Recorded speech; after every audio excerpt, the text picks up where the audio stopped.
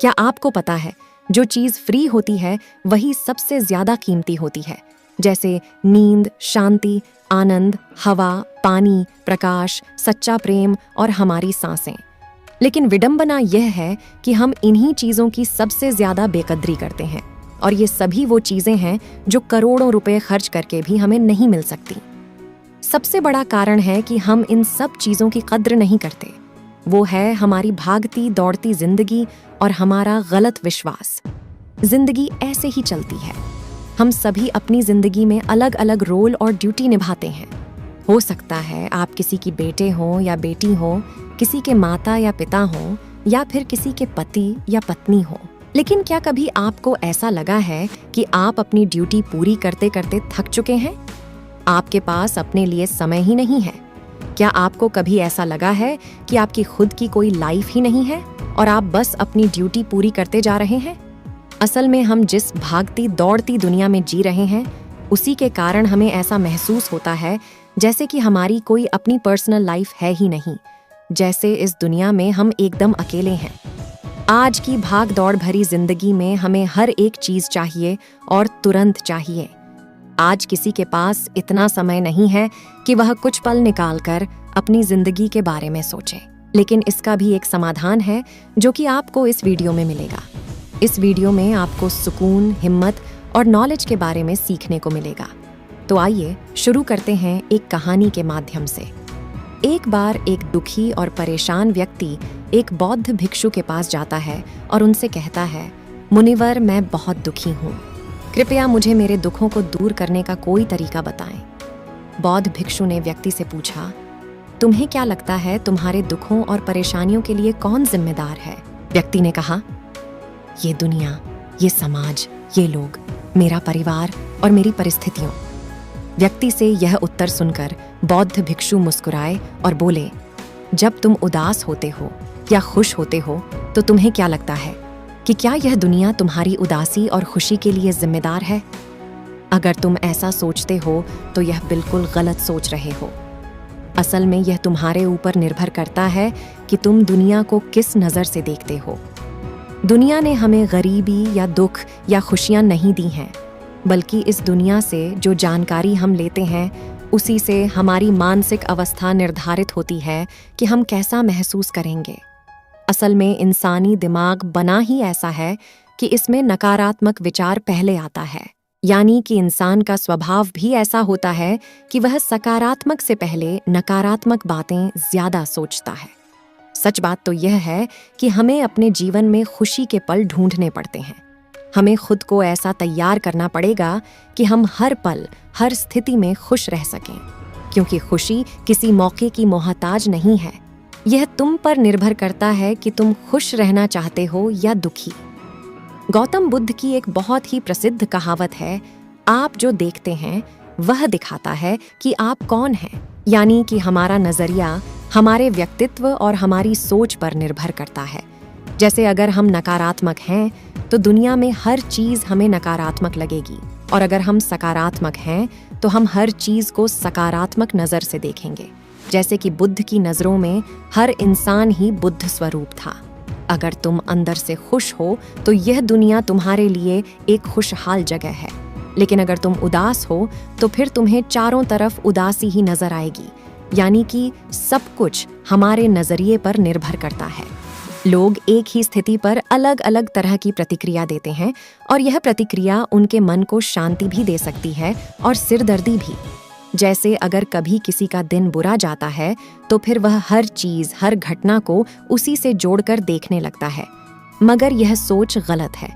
लोगों को समझना चाहिए कि यह सब वह गुस्से में सोच रहे हैं, और गुस्सा थोड़े समय तक रहने वाली भावना है।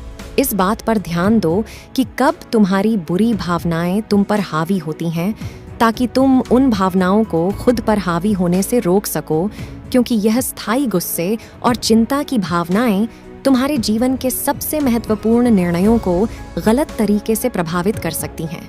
जैसा कि मैंने पहले कहा कि गुस्सा एक स्थायी भावना है जो कुछ देर बाद खुद ही शांत हो जाएगा। तुम इसे एक बादल की तरह मानकर चलो जो अभी आसमान में है और कुछ देर में खुद ही गायब हो जाएगा। अगर नहीं होता तो शांति से इंतजार करो।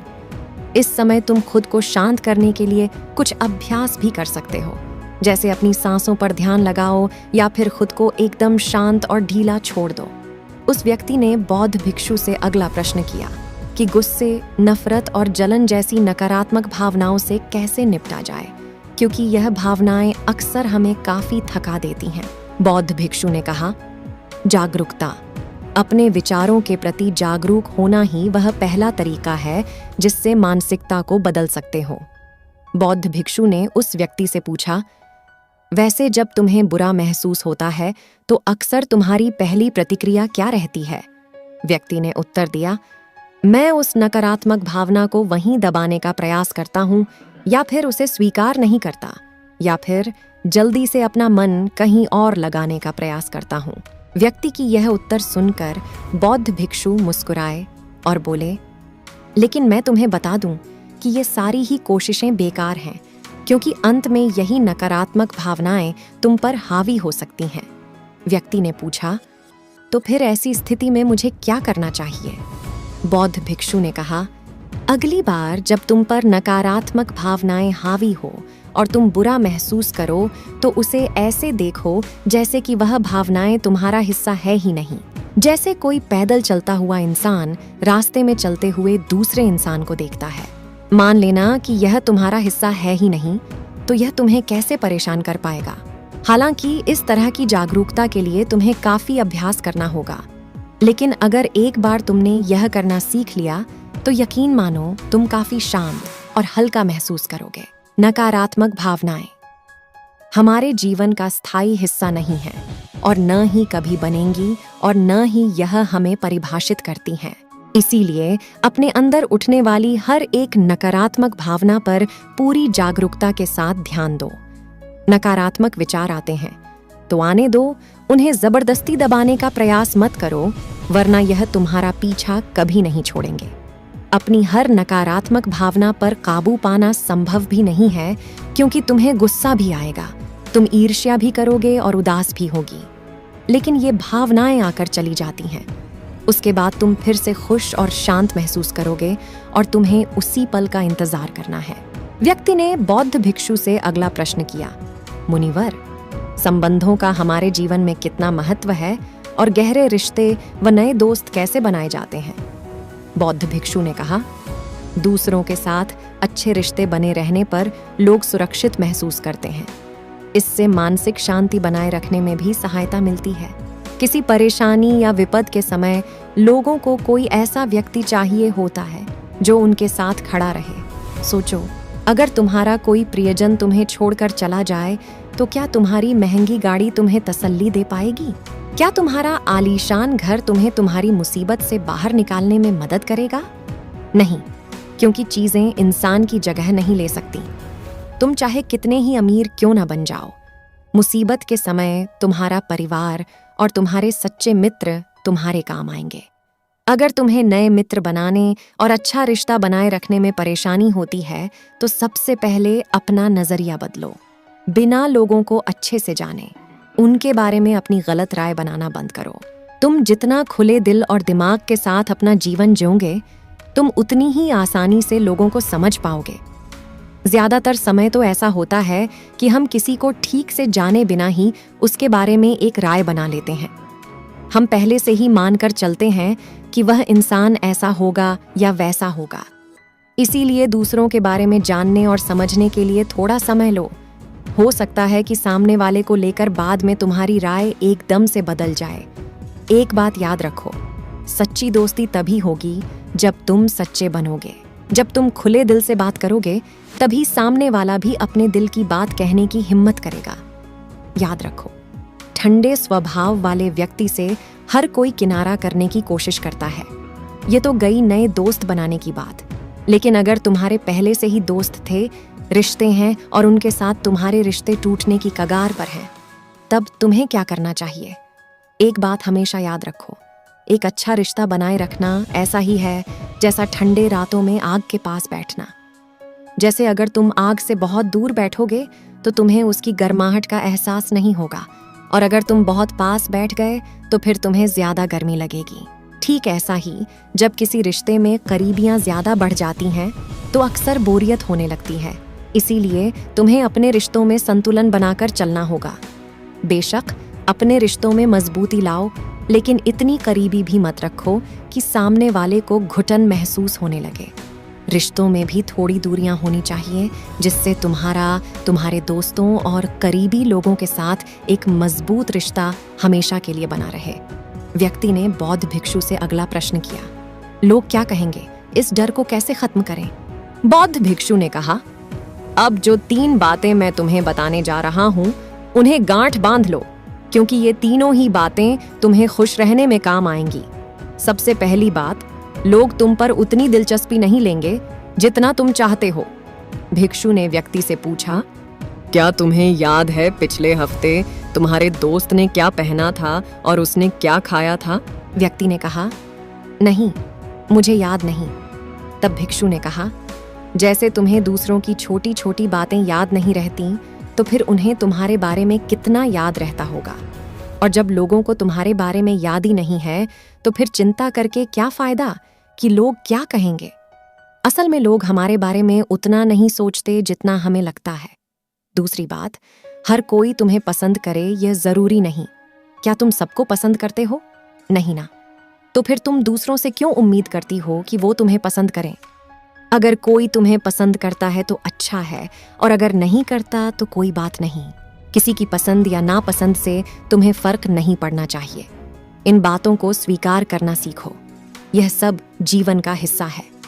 जब सबको खुश रखना संभव नहीं है, तो फिर हम इसकी इतनी चिंता क्यों करें? तीसरी बात, ज्यादातर चीजें जो हम दूसरों के नाम पर करते हैं, असल में खुद के लिए कर रहे होते हैं। इसीलिए खुद के प्रति ईमानदार रहना भी एक बड़ी बात है। तो अपना दिल बड़ा करो, तो दुनिया भी तुम्हारे लिए दिल बड़ा करेगी। लेकिन अगर तुम स्वार्थी बनोगे, तो दुनिया भी अपना स्वार्थ निकालेगी। सभी लोग प्रार्थना करते हैं कि उनका परिवार सुरक्षित रहे। क्यों? क्योंकि वो अपने परिवार से प्रेम करते हैं। लोग यह सोचकर डरते हैं कि कहीं उनके जीवन साथी या बच्चे को कुछ हो न जाए, क्योंकि वह अकेले रहने से डरते हैं। देखा जाए तो अंदर से हर इंसान स्वार्थी है, जब तक कि कोई बुद्ध महावीर न बन जाए। स्वार्थ से छुटकारा पाना मुश्किल है, इसलिए वही विचार करो जिसमें तुम्हें खुशी मिले। सुनने में बहुत आसान लगता है ना? जीवन बदलने वाली चीजें आसान ही होती हैं, बस हम उन्हें मुश्किल बना लेते हैं। इसीलिए क्या होगा, यह सोचकर चिंता करने की बजाय उस पर ध्यान दो जो तुम अभी वर्तमान में कर सकते हो। बौद्ध भिक्षु ने आगे कहा, बौद्ध धर्म और हिंदू धर्म में लोग एक सिद्धांत को मानते हैं, जिसे कहा जाता है कर्म का सिद्धांत। यह सिद्धांत कहता है कि जैसा करोगे वैसा भरोगे, यानी इंसान को उसके कर्मों का फल मिलता ही है। इसीलिए अगर जीवन में सब कुछ अच्छा चाहते हो तो अच्छे कर्म करना शुरू कर दो। जीवन में सफलता, खुशी और समृद्धि चाहते हो तो ईमानदारी के साथ मेहनत करना और सही कर्म करना शुरू कर दो। इतना कहने के बाद बौद्ध भिक्षु ने अपनी बात समाप्त की। उस परेशान व्यक्ति को भी अपने प्रश्नों का उत्तर मिल चुका था। उसने इस जानकारी के लिए बौद्ध भिक्षु का धन्यवाद किया और वहां से चला गया। दोस्तों, उम्मीद करता हूं कि आपको यह कहानी पसंद आई होगी और कुछ अच्छा सीखने को मिला होगा। धन्यवाद।